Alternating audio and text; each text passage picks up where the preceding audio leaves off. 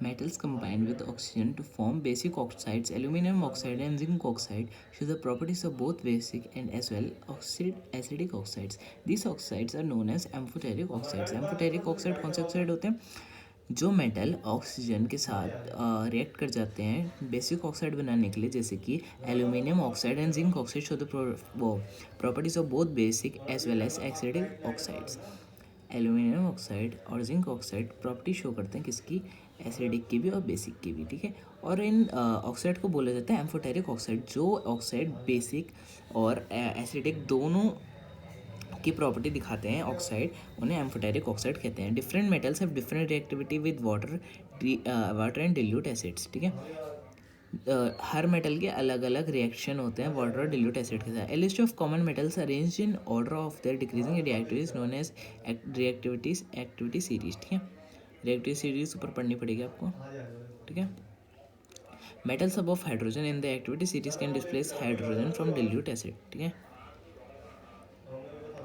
A more reactive metal displaces a less reactive metal from its solid solution.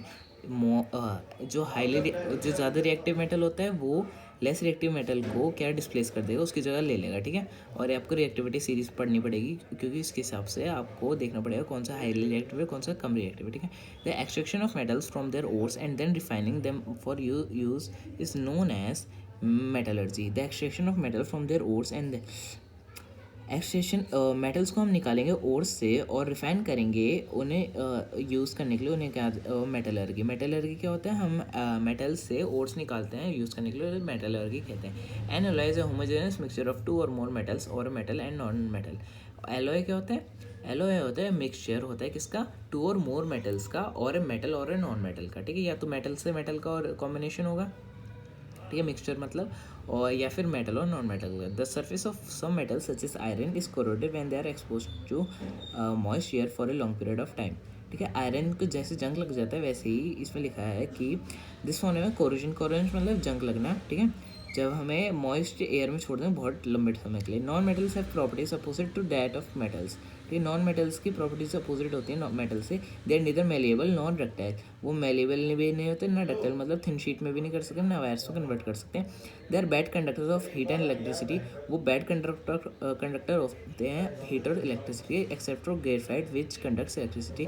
Graphite जो होता है electricity conduct करता है. जो पेंसिल में आपकी जो लेड यूज़ होती है वो होती है ग्रेफाइट. ठीक है. Non metals form negatively charge iron bye gaining electrons with reacting with metals. Non metal कई कबार चार्ज हो जाते हैं गेनिंग इलेक्ट्रॉन मेटल्स के साथ रिएक्ट करने से पहले. ठीक है. Non metals form oxide which are either acidic और न्यूट्रल. नॉन मेटल ऑक्साइड बनाते हैं कुछ जो एसिडिक होता है और कुछ जो न्यूट्रल होता है. ठीक है. जो किसी से रिएक्ट नहीं करते. ठीक है.